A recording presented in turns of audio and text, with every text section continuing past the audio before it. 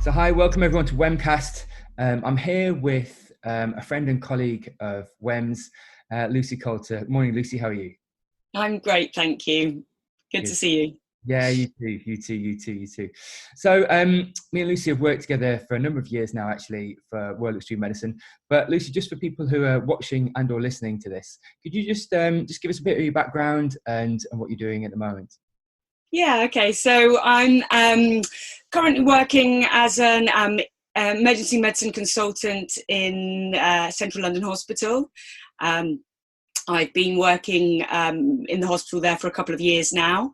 And before that, I've been working all over the UK in various different emergency departments. And originally, I was training in Australia for a few years. Soon after I qualified, I started my emergency medicine training in Australia. One of the few that came back to the UK and continued my training that way, and ended up becoming a consultant through the CSER route, which is a different way of becoming a consultant. That gives you a little bit more flexibility, but certainly isn't an easier way to do it, unfortunately. But in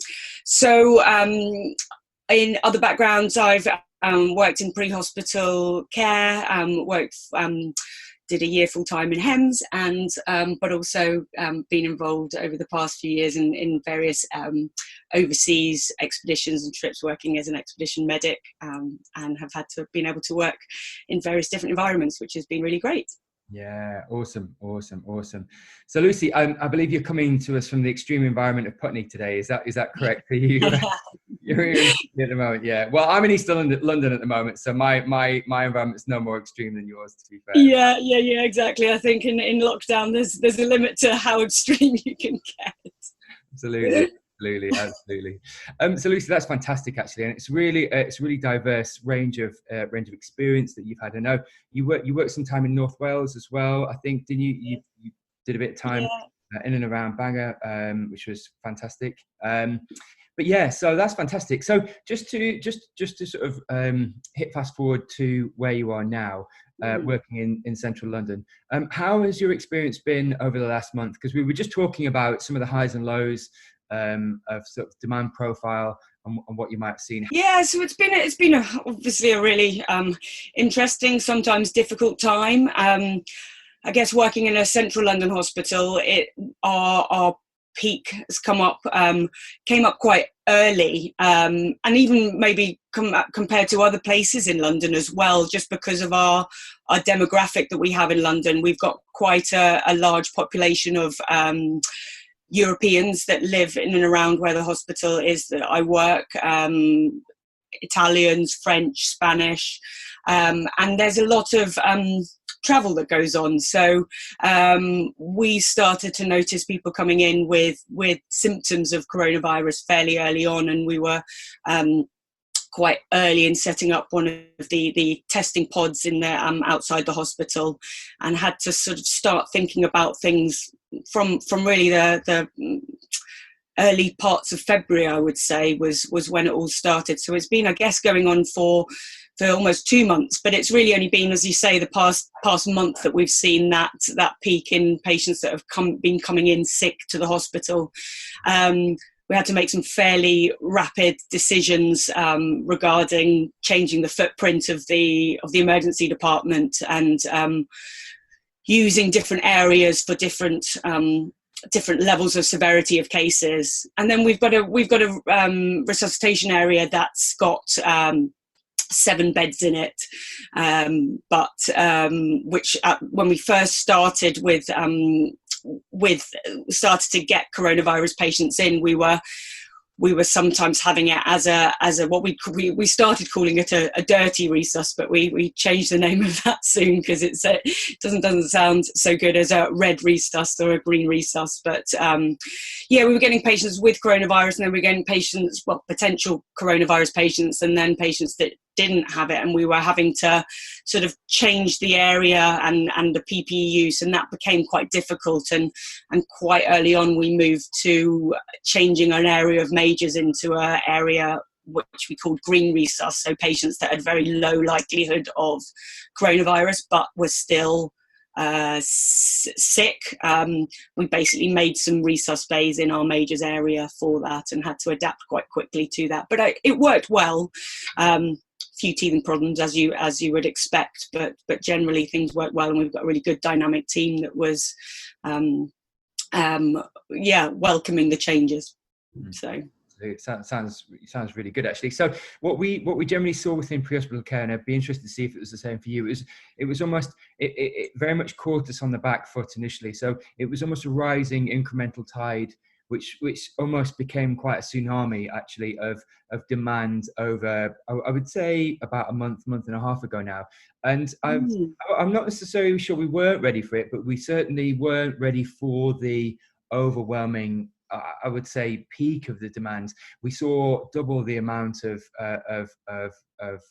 demands that we normally see. So we saw, at worst, 12,000 calls a day. Now, did you feel like we as an ambulance service, in London, were starting to really shift the workload to you in hospital quite early on? Did you see an incremental shift yourselves? We did to an extent, but I think it was, the difficulties are slightly different, aren't they? Because you guys work in ambulances. You can only take one patient at a time in your ambulance, and then once you've taken a potential coronavirus in an ambulance, you then got to clean it afterwards, don't you? And it just means that your workload goes up because you've got in a lot more calls. They're not necessarily the sickest patients, but the patients that take up the biggest amount of time for you, aren't they? Because you're potentially bringing patients to hospital that don't necessarily need to be in hospital, but they've been told to come for a review, and then they can't come via public transport because they've potentially got coronavirus. And then we quickly found a way of coming out to the ambulances and swabbing patients in the ambulance, quickly reviewing them there, saying they're good to go home, and we gave them the advice from the ambulance. But then from your perspective, you've got to the added length of time to take them home, and then, as I say, clean the truck afterwards. So I think the demand was higher for you guys right at the beginning, and then it seems that that's almost potentially dropped off a little bit. I don't know whether you'd say that was the case, and then it's ramped up in the hospitals. We managed to keep quite a lot of patients initially out of the hospitals with our assessment pods, where they would go in and talk to 111, which took the onus off us. But then we also had quite a significant amount of community testing that was happening based from our hospital, which again took the onus off us in the emergency department. We were quite involved in helping them set up the testing, but we did manage to keep it away from the department as much as we could, which enabled us to then have the time to prepare for the onslaught that then came after that, I think.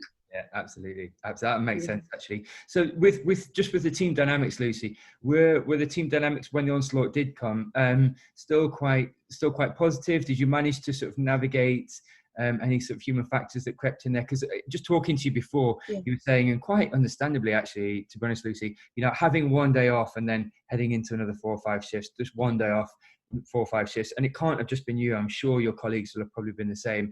The attrition of gross fatigue and sort of cognitive deficit of like you said, just trying to pick yourself back up into sort of 4 or 5 more sort of 12-hour shifts. Did you see that across the team? Yeah, I would say so. I think there was a variety of situations that were causing I guess stress levels to go up and difficulties. We were lucky that we had a significant number, a good number of people redeployed, juniors redeployed from the rest of the hospital, just as the surge was happening. So we didn't ever really suffer from insufficient number of staff, which I think helped with morale within the team. I think the biggest, and again, we didn't have people working 12-hour shifts. We tend not to. Very occasionally, some of our juniors do work 12-hour shifts at the weekends, but with the redeployment of staff into the department, we've now managed to take away those 12-hour shifts because we recognise that people can't function at a good level for 12 hours in a row without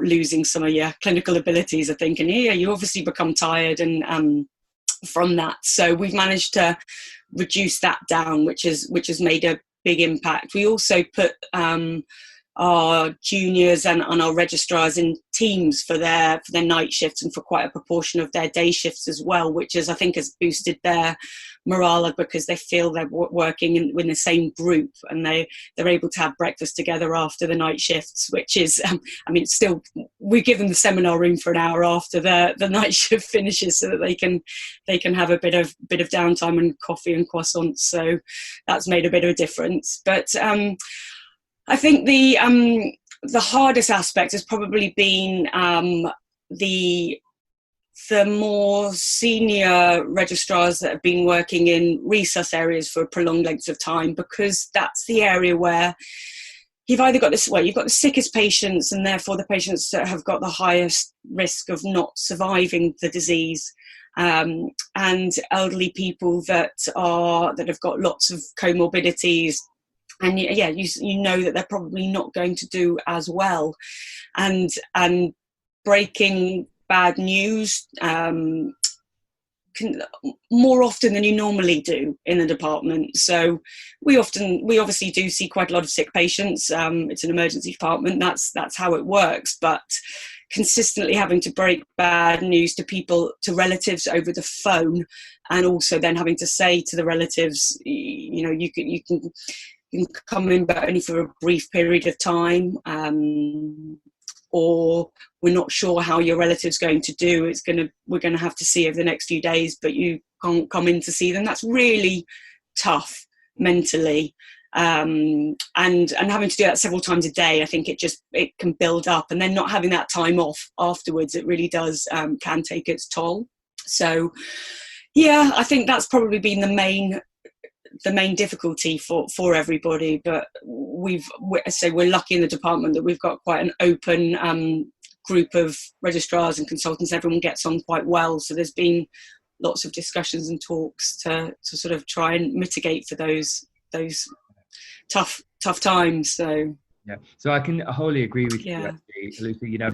Just working as a critical care paramedic, having to break bad news 4 or 5 times, sometimes 6 times a day from the cardiac arrests, all of which we've seen, to be honest, if it is coronavirus, we've not seen really a high rate of return of circulation and or successful cardiac arrest calls. Really, we've seen a high prevalence of the asystolic and or slow PAs, which have descended into asystole. So the mortality has almost been 100%.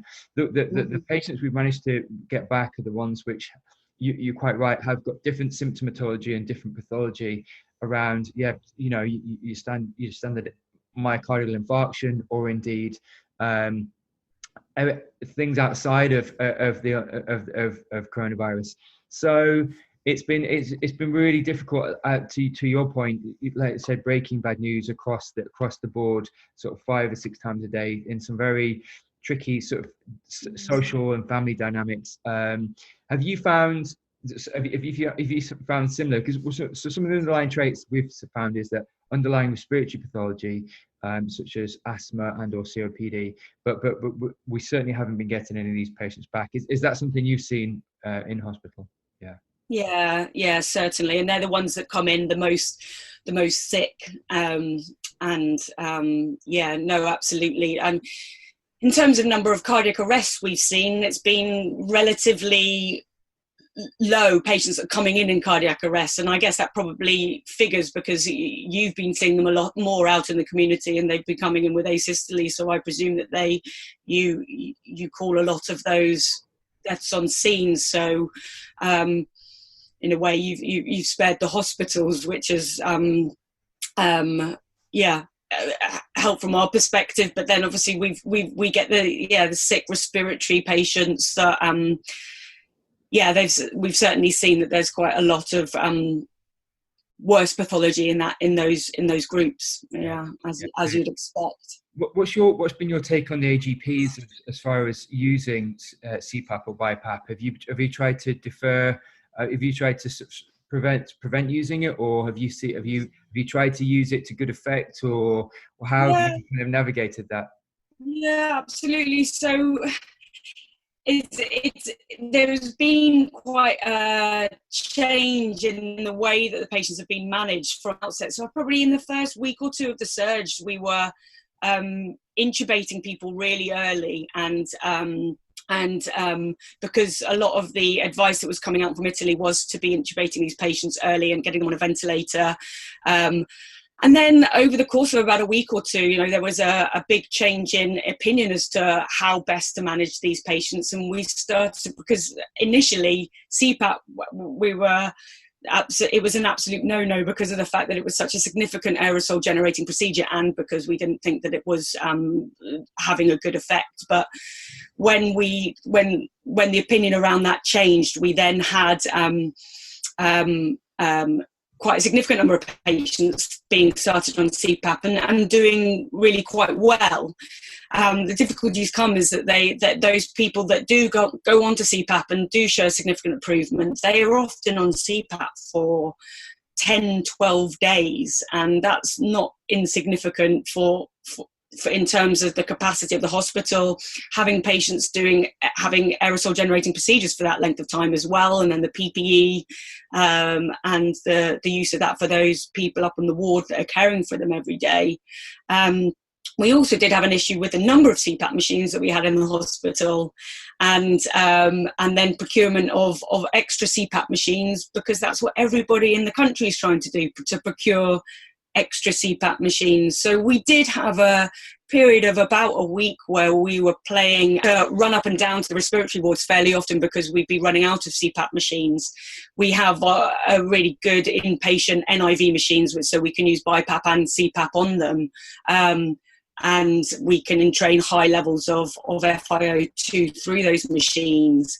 The respiratory wards had managed to get hold of lower of basically domiciliary home CPAP machines, which they were using to wean the patients off when they required less FiO2.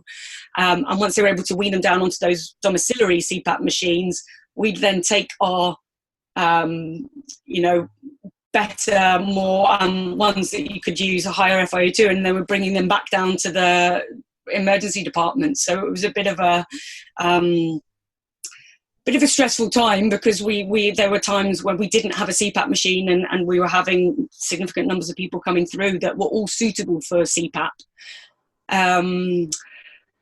Conscious proning was something that we actually have started and seem to have quite a significant effect as well. I know there's various other departments in London that are starting to use that, and over the past week and a half or so, there's been some guidance that's come out from the Society of Intensive Care Medicine, which we've been using as well, and that seems to be having a fairly positive effect and is preventing the need for CPAP in some patients. And also patients that are being put on CPAP and being prone seem to be doing well. But I think there's the hospital starting to do a study to research the effects of that, but it seems to be having a positive effect. That's fantastic, Lucy. So, absolutely. Yeah. So as far as any trials of any novel drugs, such as hydroxychloroquine or any other novel drugs, have you kind of erred away from that, or have you kind of stuck with what the evidence base is? Yeah, we've mostly stuck with what the evidence base is. We haven't been doing any we've been looking into doing those trials, and there is our research consultant has been getting involved in quite a few of the trials, but we haven't started using any of the of those other drugs, although it may come in the next couple of weeks. Fantastic. So Lucy, just looking, just sort of pivoting slightly and looking at some of your background, a lot of both expedition and pre-hospital care. Has any of that helped with flexibility, with resilience, with just sort of having more of a resilient mindset in a pandemic versus maybe if you hadn't done it? I suppose it's hard to say because you have done it, so it's hard to say otherwise. But can you sort of draw? Do you feel like you can draw on stuff because things have got hard in the past and you've had to become creative in the past and think laterally? Do you think you've been able to extrapolate that into what you're dealing with now? Yeah, I think so. I mean, I think doing emergency medicine as a specialty as well does bring out those traits in people anyway.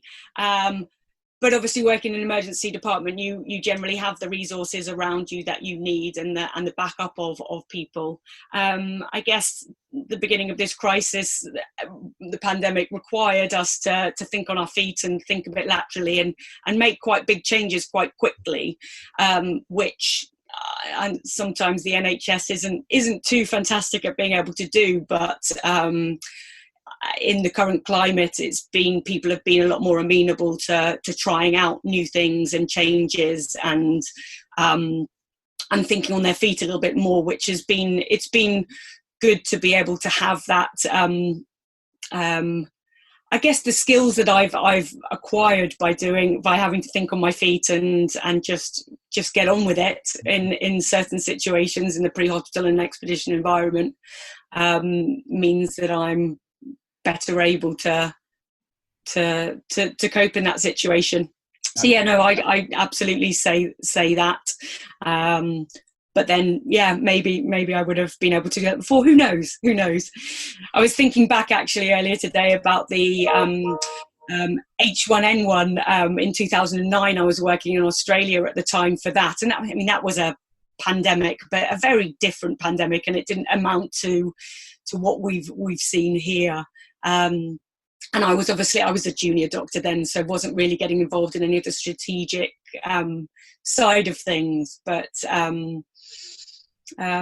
yeah, no, I think there's been I think over the years I've learned to deal a little bit better with the uncertainties. So just step up to the plate when I need to. Fantastic. So just looking at the current practice, Lucy, we still have quite a lot of debriefs, especially from some difficult cardiac arrest cases, especially when there's been difficult family dynamics. Are you at the start or end of shift having debriefs, or that 10 for 10, sort of taking 10 minutes for the next 10 hours, or afterwards just debriefing with more junior staff, or has that kind of gone by the wayside just because of sheer demand and other factors? Yeah, unfortunately, I think again, it's always difficult. It can be difficult in the emergency department because of different shifts, people finishing shifts at different times, and also when the surge was at its worst, we were, someone a patient would come in, we'd manage them, and then the next patient would come in, and then nurses would leave resus because they do their 4-hour stint in resus and then leave, and then there was just such a big turnover of staff that unfortunately it did go by the wayside somewhat. And we were in fact talking about this just yesterday, about the debriefing process and how we can use the time that we've got now where things are calming down a little bit to debrief some of the difficult cases that we had. And we were talking about our hospital does something called Schwartz rounds, which is a meeting, like a grand round, but where people talk about how difficult situations were in the clinical environment or even the non-clinical environment, and debriefing. We were thinking of doing something like that, and to highlight a few of the difficult cases that we've had and sort of go through it and how people were feeling, to be able to have a forum for people to start to talk about things. And so hopefully that's what we're going to try and set up in the next week or two. Which, it's not the same as the hot debriefs and then the bigger, colder debriefs that I think we're sometimes better at doing in the pre-hospital environment, but something that I would like to bring into the emergency department. And this is the time now to hopefully be able to do that before maybe a second surge happens. Who knows? Absolutely. from a personal point of view, how has it affected you? Have you sort of socially distanced yourself from your family? Have you kind of been quite purposeful, sort of just not seeing family and friends, and has that been difficult for you? Yeah, so I mean, we're so lucky that we've got the internet, aren't we? And that we've got Zoom meetings and various different apps to be able to catch up with friends. And I guess because I've lived and worked in so many different places, I'm used to catching up with quite a lot of my close friends on the phone or via the internet anyway. So that hasn't changed significantly. I think being in work is actually has a positive effect as well, because you are still seeing a lot of people, you're getting social interaction, which means that the social distancing has been, easier, I think, than other people that are working from home and aren't getting to see anybody else other than their four walls and a bit of exercise every day. So my family also lives all around the world as well. So again, I haven't been able to see any of them as you would expect, and as I'm sure many people haven't been able to with the lockdown. But I guess we're all just hoping that it lifts to some extent soon, so that people can start to, because it's the impact on people's mental health, I think, of not seeing people for long periods of time and not having that social interaction is not insignificant. And actually, it's something we're seeing in the emergency department as well. The mental health cases are actually increasing again over the past couple of weeks. So yeah, it's not insignificant, is it?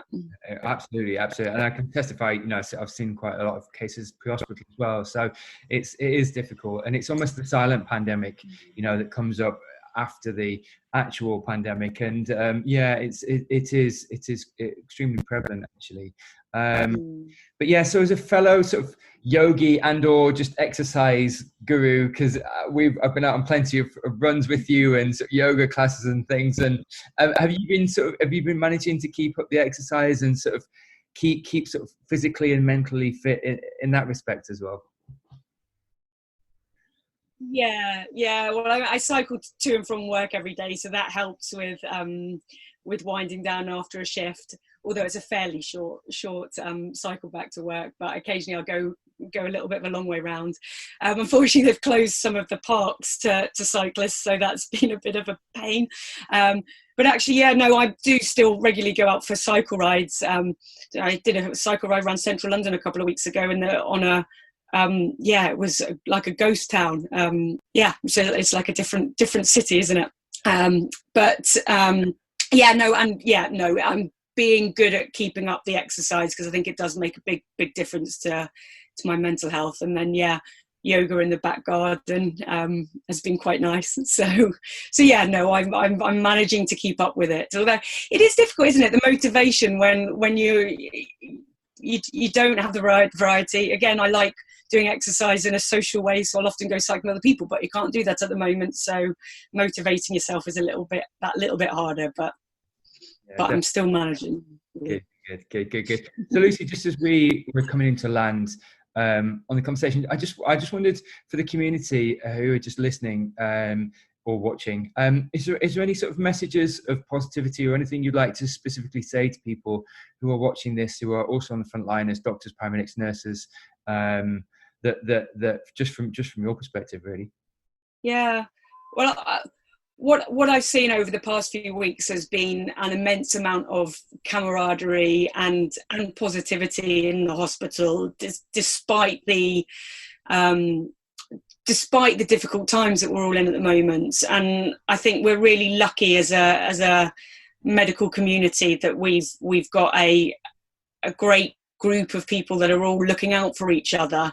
And if I think having those people around you is such a benefit at this time, and just make sure you're using all your colleagues and friends that you have that are to make sure that we all get through this, and staying positive and just taking stock of what we've got and what we're still managing to do and achieve. And I think that will really help moving forward, because I think this isn't going to go away very, very quickly, unfortunately. So yeah, finding those ways to maintain our resilience and keep positive is the way forward. Yeah, Lucy, I couldn't agree with you more. Actually, it certainly is a marathon, not a sprint. And I think in these kind of circumstances, the longevity of self-care is really pertinent. Actually, like you said, good micro practices around, just keep, even if it's just one bit of exercise a day, one bit of mindfulness a day, and one interaction with family or friends a day, and just keeping that 1-1-1 just across the board, so you can just keep being in touch with your body mentally and your community. Exactly. And sometimes when you're not feeling, everyone has down days, don't they, when you're like, I haven't got the motivation to do anything, and just doing one of those little things just almost just shifts you and then enables you to just carry on and feel that you're getting through the day okay. Absolutely. Lucy Coulter, you're an absolute legend, and it's just a pleasure to walk through life with you as a colleague and friend. So thank you so much for your time today. Yeah, you too. It's lovely to speak.